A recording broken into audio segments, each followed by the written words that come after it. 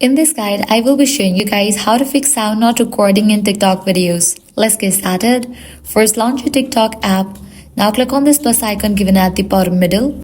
Now you can try to record the video and check whether it has sound or not. If there is no sound, what you can do is close this. Now you'll need to access microphone permission for the TikTok, so close this and launch your settings. Now scroll down and navigate to the option apps. From the list of apps, find TikTok and launch it. Now enable for the option microphone, likewise camera. If you have already enabled it, disable it, wait for a few minutes and then again enable it. Likewise, update your TikTok app to its latest version. For that, close this and launch your App Store or Play Store. Search for the app TikTok. After app appears, if you find the option of update, click on it and update the app to its latest version. If this solution didn't work out for you, completely delete TikTok from your device and reinstall it.